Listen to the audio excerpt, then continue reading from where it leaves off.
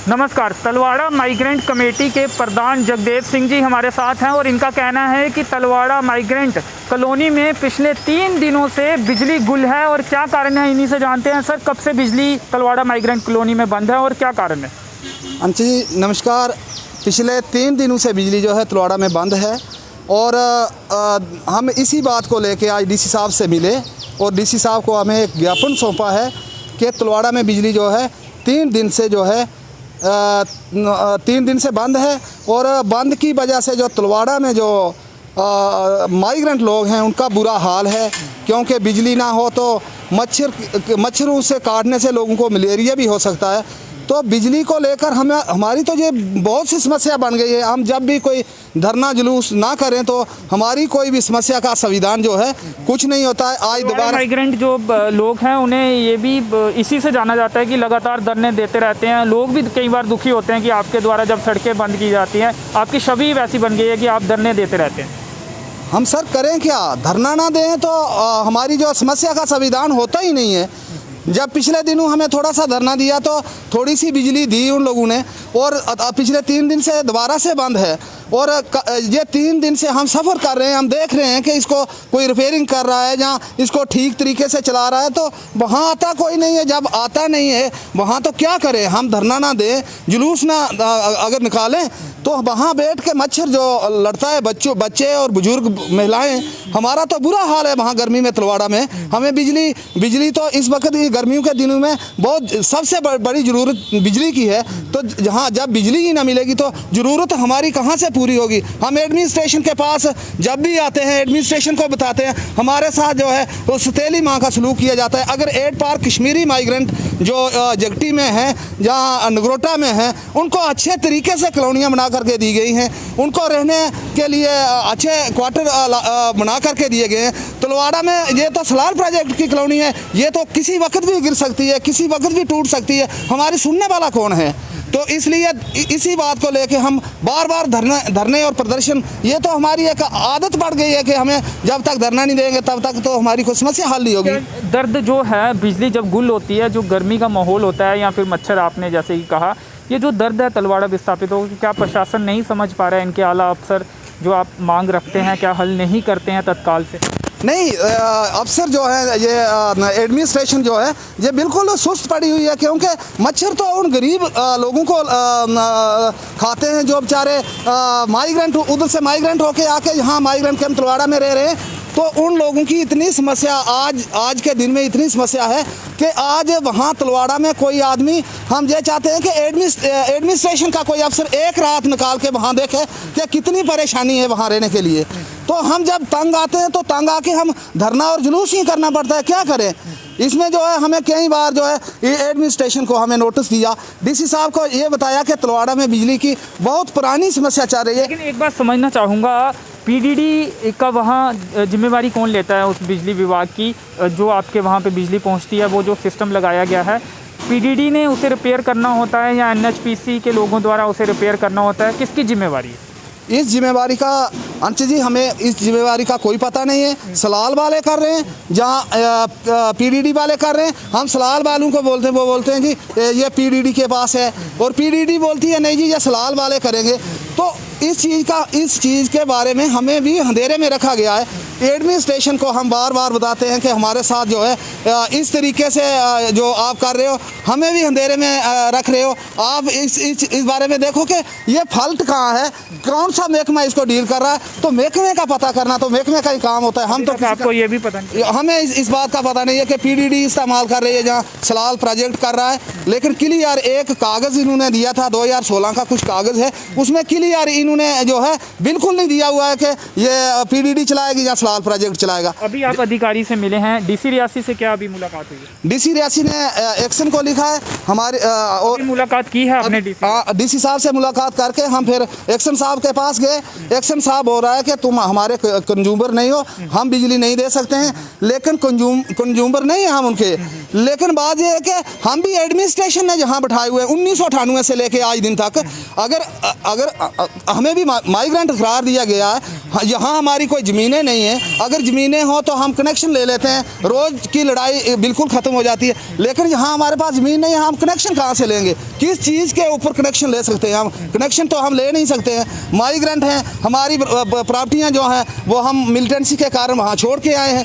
तो ये कुछ एडमिनिस्ट्रेशन नहीं देखेगी कि हमें जो परमानेंट यहाँ क्वार्टर जो है, हम तो ये चाहते हैं अगर हमारे 24 अभी पीडीडी के पास आप गए, एक्सीएन से मुलाकात की थी आपने, तो उन्होंने साफ तौर पे मना कर दिया या आश्वासन दिया है कि वो देखेंगे कुछ? नहीं, आश्वासन दिया है। एक चिट्ठी भी लिख रहे थे एक्शन साहब, उन्होंने बोला कि हम सलाल प्रोजेक्ट से रिक्वेस्ट करते हैं कि वो ट्रांसफार्मर जो है उसको दुरुस्त किया जाए।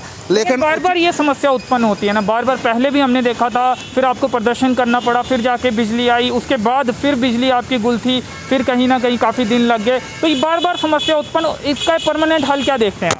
इसका परमानेंट हल यही देखते हैं कि अगर हमारी यहाँ जैसे कश्मीरी माइग्रेंट की कॉलोनी जैसे उनको दी गई है, तो वैसे हमारी यहाँ कॉलोनी की व्यवस्था की जाए और फिर हम यहाँ से कनेक्शन ले लें, तो फिर बिजली पानी की समस्या जो है फिर क्लियर हो सकती है। लेकिन हम ये चाहते हैं कि जैसे कश्मीरी माइग्रेंट का काम कर रही है एडमिनिस्ट्रेशन, तो वैसे हमारा भी होना चाहिए। हम कई बार इस मसले को लेके हम एडमिनिस्ट्रेशन से मिले, हम मेमोरेंडम देते हैं। इसमें हर मेमोरेंडम में ये हमारी बात होती है कि हमारी जो बिजली है, जहाँ पानी की समस्या जो है वो पानी की समस्या भी बनी रहती है। फिर उसके बाद जो कॉलोनी की समस्या है, कॉलोनी की इतनी खिस्ता हालत हो चुकी है कि कॉलोनी किसी भी वक्त जो है वो डैमेज हो सकती है। वहाँ बड़ा हादसा हो सकता है, वो बहुत बड़ा हादसा हो सकता है। एक नाला आ रहा है ऊपर से जो कॉलोनी के पीछे से आता है और वो स्लाइड होके वो नाला बंद हो गया है। मैंने डीसी साहब को भी बताया, तहसीलदार साहब को भी बताया कि हम बहुत ज़्यादा खतरे में हैं, क्योंकि किसी वक्त भी ये बरसात की बारिशें जो हैं, ये बारिश अगर ज़्यादा हो गई, पानी जो है एक बार पहले भी उन क्वार्टरों के अंदर आया, कम से कम 30 से 40 क्वार्टर जो है वो खतरे के निशान के ऊपर हैं। किसी वक्त भी ये लोग जो है दब सकते हैं उस नाले की वजह से। तो बार बार आश्वासन दिए जाते हैं कि इन लोगों का हम जी तहसीलदार साहब ने बोला था कि मैं इसको जल्द से जल्द ठीक करवाऊंगा, लेकिन अभी तक वो नाला यूं का तूं पड़ा हुआ है, वो किसी ने उसको खाली नहीं करवाया। कोई इनका फ्लड कंट्रोल वालों के कोई 2 जेई गए हुए थे, उनने बोला था कि सोमवार को वहाँ हम काम लगा देंगे, लेकिन अभी तक कोई काम नहीं लगा है। बड़े हादसे का इंतजार क्या किया जा रहा है, ऐसा लग रहा है आपको?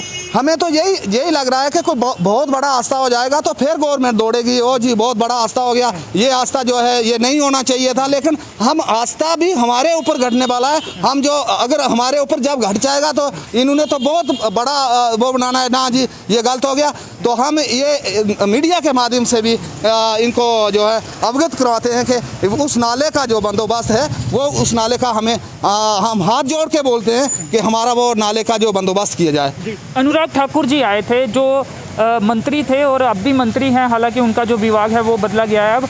उन्होंने भी कई सारे वादे किए होंगे, या वादे नहीं तो आश्वासन दिए होंगे आपको कि वहाँ पे आए थे, प्रचार किया था, अपनी मोदी सरकार की उपलब्धियाँ उन्होंने गिनाई थी। उसके बाद कुछ फ़र्क आया? क्योंकि डीडीसी जो मेंबर जिनके लिए प्रचार करने आए थे वो भी जीत गए, लेकिन उसके बाद क्या वो नुमाइंदे आपके वहाँ पे पहुँचे हैं जिनके लिए वहाँ पे प्रचार किया गया था और जो जीते हैं? नुमाइंदे जो अनुराग ठाकुर जी आए थे और उसके साथ में हम जो हमारा parliament doctor Jitendra Singh ji PMO उसमें हैं, तो हमारे पास कोई नहीं आया। अनुराग ठाकुर साहब तब आए थे जब इलेक्शन था। इलेक्शन के बाद अनुराग ठाकुर साहब और उसके जो नुमाइंदे जीते हुए, हमें तो कोई किसी आदमी ने दिखाई नहीं दिया। हमें कौन देखेगा? हम माइग्रेंट लोग हैं, वो तो सिर्फ आते हैं अपने वोट छोट बटोरने के लिए, वोट मिल गए और जीत गए, फिर लोगों की क्या ज़रूरत है? नुमाइंदे से पूछना था ना, जो प्रतिनिधि जीते हैं उनसे पूछना आपका फर्ज, क्योंकि आपने वोट दिए होंगे तो उनसे पूछना भी था ना। देखिए हम माइग्रेंट कैंप तलवाड़ा में रह रहे हैं, हमारे पास वो आए थे, उन्होंने बड़े बड़े वादे दिए थे, उन्होंने बड़े बड़े सपने दिखाए थे, लेकिन वो मुंगेरी लाल के सपने जो है यूं के तूं पड़े रहे। ये कॉलोनी हम अच्छे ढंग से बना देंगे, हम आपको रहने के लिए अच्छी व्यवस्था कर देंगे, हम आप लोगों के जो लोग जो किसने कहा था? स्थानीय नेताओं ने कहा था? ये स्थानीय नेताओं ने नहीं कहा था, ये इन्होंने अनुराग ठाकुर साहब ने कहा था कि आपको अच्छे ढंग से जो है ये कॉलोनी रिपेयरिंग कर दी जाएगी। और अच्छे ढंग से आप लोगों को जहाँ रखा जाएगा। जैसे हमारे कुछ लोग जो जिनको आज दिन तक कोई भी एक पाई राशन नहीं मिला बेचारे लोगों को, और उनको भी हम वेरिफिकेशन करके इनको भी रजिस्टर करेंगे। लेकिन हमारा एक काम भी नहीं हुआ तो हम क्या बताएं कि कौन से यहाँ सरकारें आती हैं, सरकारें चले जाती हैं, वोट लेते हैं लोग, और लोग जो हैं आज तो मजदूरी भी लोगों को नहीं मिल रही है। आज जो नाले जो हैं जिनसे मजदूरी करके गरीब आदमी अपना वक्त पास करता था वो नाला बंद है। और रात के समय में जो है वहाँ से रेत बजरी उठाई जाती है, और जब पुलिस की रेड पड़ती है। ये कहाँ की बात कर रहे हैं जो रात के समय में, ये किस नाले की बात आप? ये अंजी नाले से भी ये पिछले दिनों में तो ये बहुत से हादसे हुए। रात में जाके पेंचू और सरपंचू ने छापे लगाए थे। और हमारे भी लड़के जो माइग्रेंट से जाते हैं बेचारे, जिनके पास कोई भी चीज़ खाने के लिए नहीं है, वो भी बेचारे रात के समय में जाके वो कहीं बेलचा छूट जाता हाथ से, कहीं कुछ उनको तो उल्टी 600-700 रुपये की दिहाड़ी नहीं बनती है, लेकिन उनका बेलचा रह गया, वो भी तो 700 का है। तो रात के समय में हमें आज के दिन तक ये नहीं देखा कि रात के समय में भी ये ऐसे काम होते हैं कि बजरी लोट होती है, रेता लोट होता है, और दिहाड़ी जो है दिन भगवान ने दिया हुआ है कि दिन के समय में ही काम होता है। रात के समय में हमें कभी अपनी ज़िंदगी में भी मैंने नहीं कभी काम किया कि ये काम जो है गरीब कहाँ से खड़ा होगा। गरीब इतना मजबूर है। आज सिलेंडर की बात चल रही थी कि मोदी साहब ने जो है सिलेंडर दिए हुए हैं, हम मानते हैं सिलेंडर दिए हैं, लेकिन सिलेंडर जो हमारे तलवाड़ा माइग्रेंट कैंप में जो सिलेंडर दिए हुए हैं वो मूल्य के सिलेंडर है, वो फ्री में नहीं है। सिलेंडर की कीमत जो है वो 920 रुपया है। कहाँ मुफ्त में सिलेंडर है?